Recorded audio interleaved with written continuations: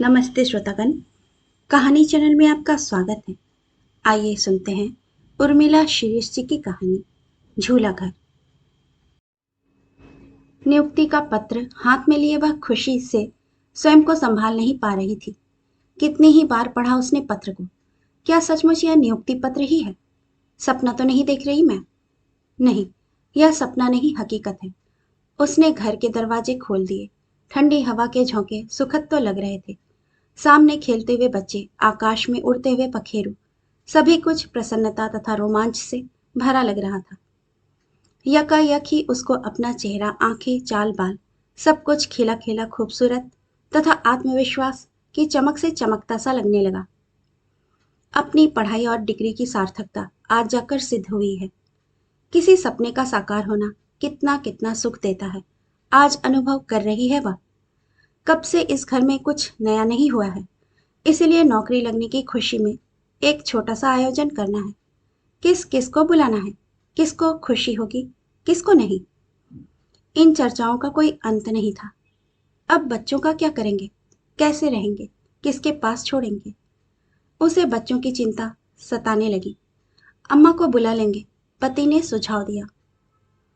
इतनी सी जगह में वे कैसे रहेंगी? फिर रवि के बच्चे भी तो छोटे छोटे हैं। तुम्हारी सैलरी मिलेगी अब तो, अपना बड़ा सा मकान ले लेंगे। हाँ, यह ठीक रहेगा।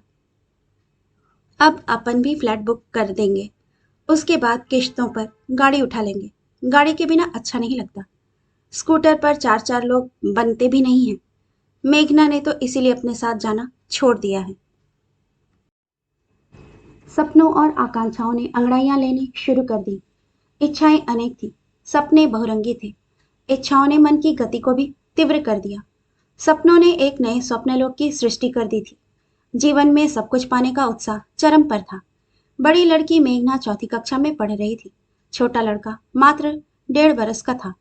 एक को रखने की परेशानी थी तो दूसरे को संभालने की। मेघना, कल से मैं ऑफिस जाऊंगी। बस से उतरकर सीधे घर आना।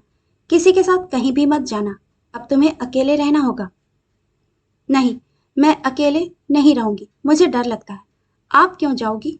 आपको क्या जरूरत है? जरूरत देखो, कैसे सवाल कर रही है ये लड़की। तुम्हारी ही तो जरूरतें हैं। बढ़िया खिलौने, सुंदर बैग, साइकिल, मैं सब कुछ दिला दूंगी।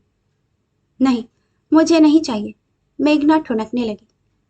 जब नहीं ला पाते थे तो दूसरों से मांग मांग कर खेलती थी, दूसरों की साइकिल छीन कर चलाती थी।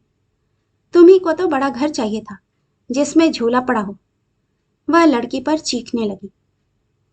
कोई घरवर नहीं चाहिए, किसी का कोई घरवर नहीं होता।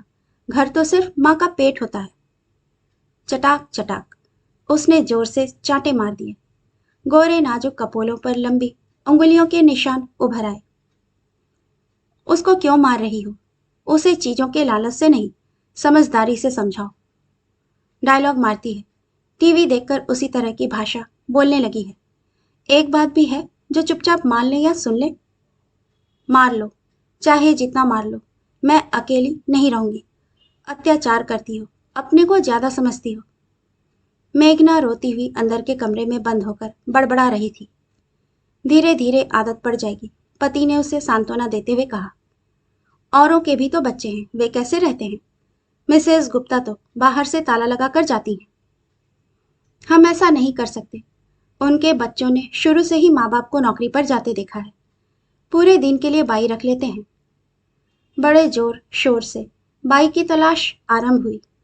600 रुपये में एक वृद्धा बाई मिली। सारी दिनचर्या बदल गई। संपूर्ण दिन घंटों में तथा मिनटों में बदल गया। शांत, लंबी तथा गहरी नींद सुलाने वाली रात्रि सिकुड़कर आधी रह गई। सोते सोते 11 बज जाते। सुबह 5, 5:30 उठना पड़ता। मेघना का टिफिन, बच्चे का दूध, नाश्ता, नहाना धोना, देखते देखते ऑफिस का टाइम हो जाता। उधर पति पुर की भांति आवाजें लगाते। अनु, पानी निकाल देना। खुद निकाल लो ना। टॉवल कहाँ है? ढूंढ नहीं सकते क्या? कपड़ों के बीच पड़ा होगा। थोड़ा पहले तैयार नहीं हो सकते थे? वह चिढ़कर कहती। तो क्या फर्क पड़ता है? मुझे फर्क पड़ता है ना। शाम को जब ऑफिस से वापस आती तो लगता ही नहीं कि अपने घर में लौटी हूं।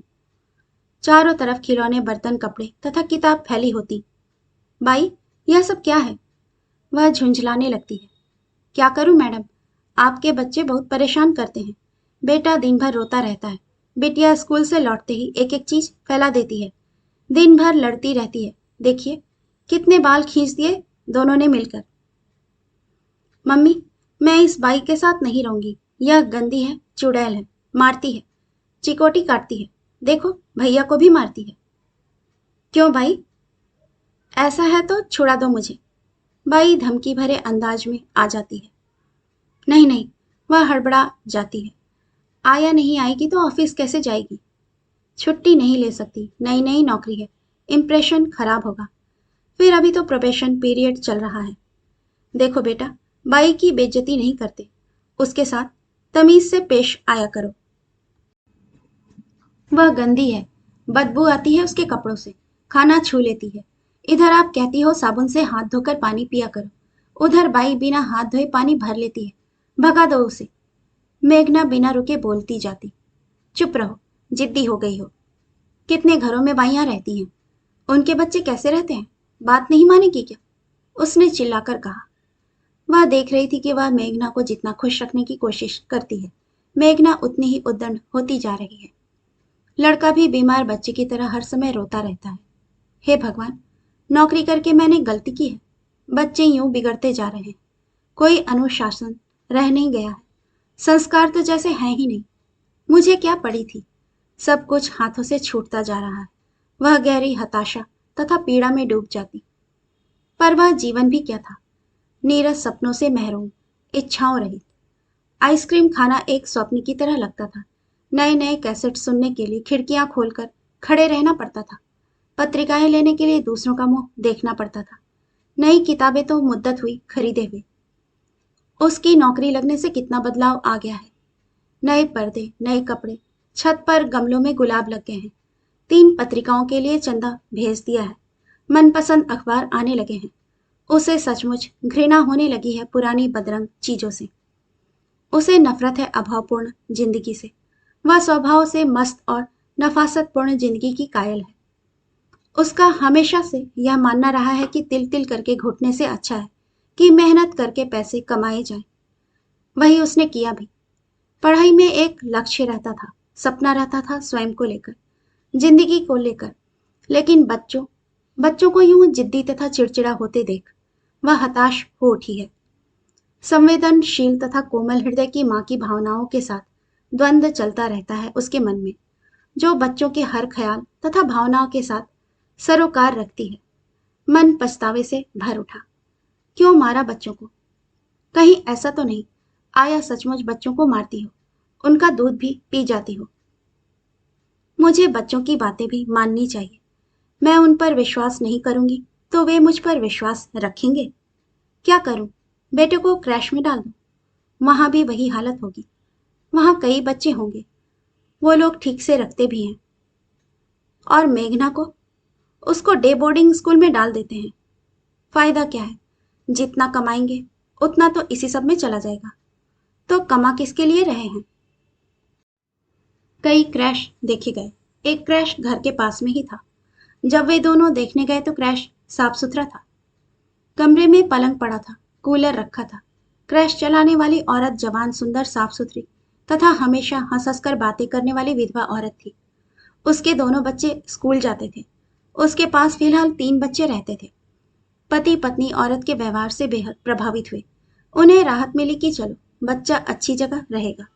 दूध की बोतल, पानी की बोतल, लंच बॉक्स, कपड़े वगैरह रखकर जब वे सुबह बच्चे को छोड़ने जाते तो औरत, जिसका नाम विमला था, दरवाजे पर हंसती हुई मिलती।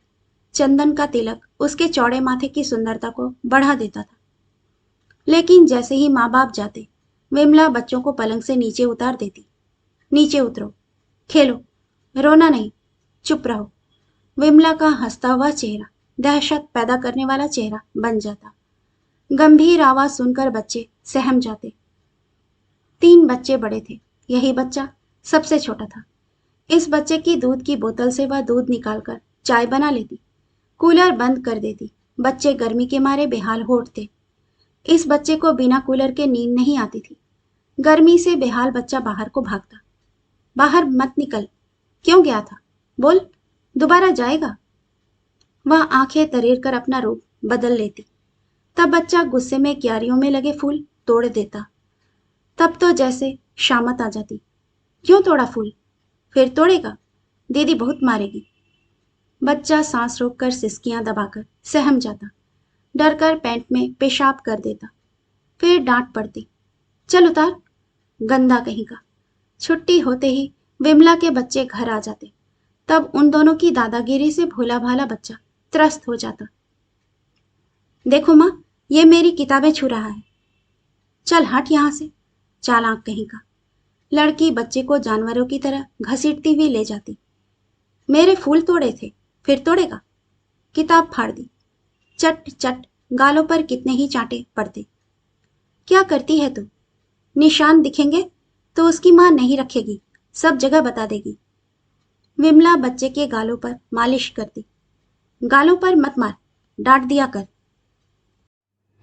शाम को जैसे ही माँ बाप के आने का वक्त होता, विमला बच्चे को तैयार कर देती। यह सुस्त क्यों है? क्या बात है? बच्चों ने मारा तो नहीं? खाना तो ठीक से खाता है? दूध पीता है? वह बच्चे को उदास देखकर चिंतित हो जाती। हाँ हाँ भाभी, पर रोता बहुत है। आदत नहीं है अभी। चुप चुप रहता है। मैं अपने हाथों से खाना खिलाती हूँ पर नहीं खाता। दिन में तो लाइट रहती है ना, इसे कूलर में सोने की आदत है।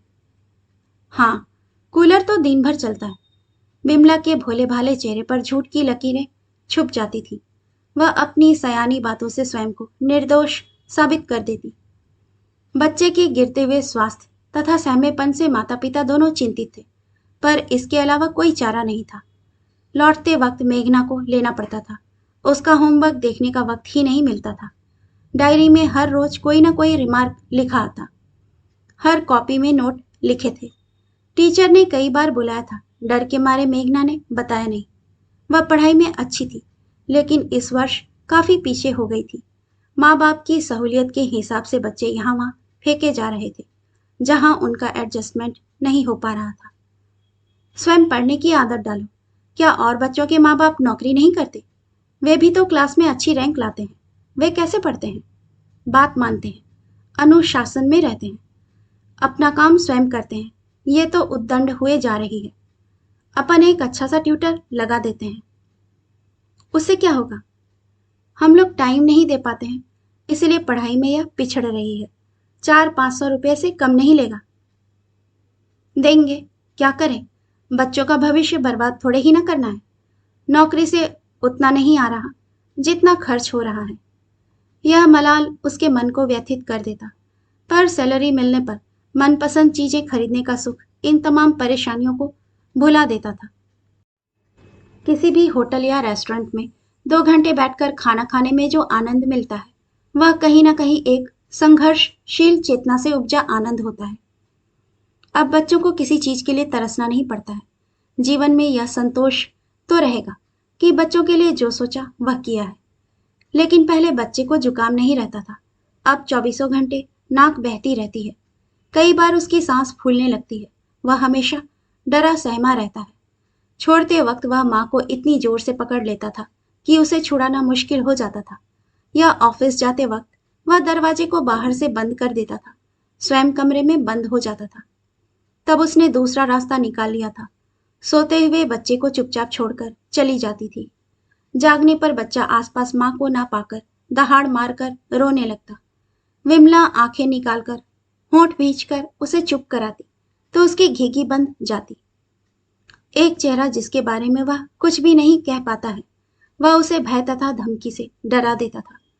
इस प्रकार बच्चा अंदर से लगातार लड़ता रहता था। उस चेहरे के आतंक से लगातार वह उसे अनदेखा करता। आज विमला के घर में बच्चा पहली बार हल्का सा मुस्कुराया था, एक रंगीन डॉल को देखकर। यद्यपि बच्चे के पास हर तरह के अनगिनत खिलौने थे, मगर उस डॉल की मुस्कुराहट में कुछ ऐसा था कि बच्चा उसकी तरफ खींचा चला गया। बच्चे ने डॉल उठा ली। पहले डरते डरते छुआ, फिर उसके साथ खेलने लगा।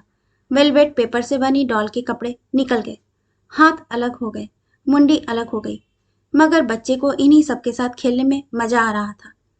वह डॉल को पुनः पुनः जोड़ने की कोशिश करता, मगर डॉल तो कई हिस्सों में बट चुकी थी। विमला की लड़की ने देखा तो जोर जोर से चिल्लाने लगी। फिर बच्चे को घसीटकर बाहर ले गई। जमीन पर धक्का मारकर लिटा दिया। गाल पर चांटों के निशान आ जाते, इसलिए पीठ पर कई मुक्के मार दिए। बाल इतनी जोर से खींचे कि कुछ बाल उसकी उंगलियों में फंस गए। पागल, मार डालेगी क्या? मर जाएगा तो छोड़ दे। विमला ने लड़की को परे धकेला। इतनी मार, उठा-पटक के कारण बच्चा सांस साध कर रह गया। उसकी आंखें ऊपर चढ़ने लगी। पानी ला, कुछ हो गया तो सारे लोग अपने बच्चे वापस ले लेंगे। वैसे भी वह कमजोर है। मैंने डांट दिया था। निशान तो नहीं आए पीठ पर। कूलर चला दे। बच्चे की सांस सामान्य नहीं हो पा रही थी। उसने पीठ थपथपाई, सिर पर हाथ फेरा। तब कहीं जाकर बच्चा सांस लेने की स्थिति में आ सका। अब उसने जोर जोर से रोना शुरू कर दिया। क्या करूं मैं? वह घबरा उठी। बाहर ले नहीं जा सकती थी। पड़ोस वालों को आवाज सुनाई देगी तो वे पूछने लग जाएंगे। उन्होंने शिकायत कर दी तो? उसके हाथ पांव फूलने लगे। कभी पानी पिलाती तो कभी दूध, तो कभी छाती से चिपकाकर पुचकारती। लेकिन बच्चा था कि चुप नहीं हो रहा था। और ना जाने किस पल अधैर्य होकर उसने बच्चे को पलंग पर पटक दिया। चुप हो जा मेरे दादा, बिल्कुल चुप, वरना मारूंगी मैं इस लकड़ी से, समझे? वह शक्ति भर चिल्ला रही थी और बच्चा डर से थरथराता खामोश होकर पलंग पर औंधा पड़ा था। शाम को माँ को देखते ही बच्चे की रुलाई फूट पड़ी, जैसे रोकर ही वह अपनी बात कह रहा है। क्या बात है? क्या हो गया? यह इतना सुस्त क्यों है? इसे तो बुखार है। क्या गिर पड़ा था? झगड़ा तो नहीं हुआ किसी के साथ? विमला गई। क्या जवाब दे? नहीं भाभी नहीं, खेलते वक्त गिर गया था या? कहाँ से? पलंग से? चोट तो नहीं लगी? उसने पीठ पर हाथ फेरा तो बच्चा करा उठा। मुक्के की अनदेखी चोट दर्द दे रही थी। यह क्या? किसने खींचे इसके बाल? वह बेफर कर बोली। इतने जोर से बाल खींचे कि उसके बाल उखड़ गए हैं। मैं तुम्हारे भरोसे छोड़कर जाती हूँ, मगर यहाँ तो बच्चा अनाथों की तरह पड़ा रहता है। आपस में लड़ रहे थे भाभी। विमला हकलाते हुए रुआसी होकर सफाई देने लगी। उसे लगा अब सारी बातें खुल जाएंगी। मैंने सबको खूब डांट दिया है, कल से इसे अलग रखूंगी। विमला घिघियाते हुए बोली। तो क्या तुम भी बच्चों को मारती डांटती हो? नहीं भाभी, शैतानी करते हैं तो डांटना पड़ता है। चलो देर हो रही है। बच्चों की बातों को लेकर इतना टेंशन नहीं करना चाहिए। बच्चे तो गिरते पड़ते रहते हैं, वरना मजबूत कैसे बनेंगे? बच्चे का पिता सहज ढंग से बोला, जैसे कुछ हुआ ही ना हो। विमला की आंखों में तैरते आंसू उसकी बातें सुनकर सूखने लगे। कोई तो है जो उसका पक्ष ले रहा है। बच्चा 3-4 दिन तक बुखार में तड़पता रहा। माँ को पल भर के लिए छोड़ता ना था। अचानक डरकर कांप जाता था। जोर की आवाज सुनकर दुबक जाता था। लगता है विमला बच्चों को डराती है। बेचारी कितने प्यार से तो रखती है, देखा नहीं कैसे पीछे पीछे लगी रहती है। फिर क्या हो गया है इसे? दवाइयां दे रही हूं, नजर उतरवा दी है, फिर भी ठीक नहीं हो रहा। मौसम ही ऐसा चल रहा है। कल तुम छुट्टी ले लेना। नहीं, मैं नहीं ले सकता। मैं लगातार 3 दिन से छुट्टी पर हूं। बॉस से बोल देना बच्चा बीमार है। बॉस भी जानता है कि बीमारी में बच्चे को माँ की जरूरत होती है। किस शास्त्र में लिखा है ऐसा? वह चिढ़कर बोली। माँ होकर इतना भी नहीं समझती हो? माँ होकर सब कुछ समझती हूँ। यही तो मेरे दुख का कारण है, जबकि तुम्हें कुछ समझ में ही नहीं आता है। वह मन ही मन चिढ़कर बोली। 4-5 दिन बाद बच्चा थोड़ा स्वस्थ हुआ।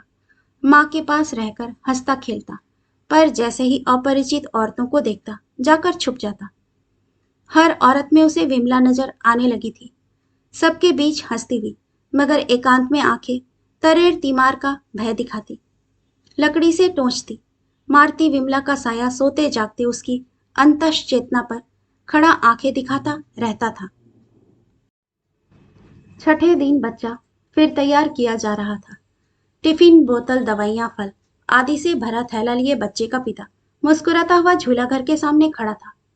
और उधर माँ जबरदस्ती बच्चे की बाहें छुड़ाने के प्रयास में कभी बच्चे को पुचकारती तो कभी समझाती तो कभी डांटती।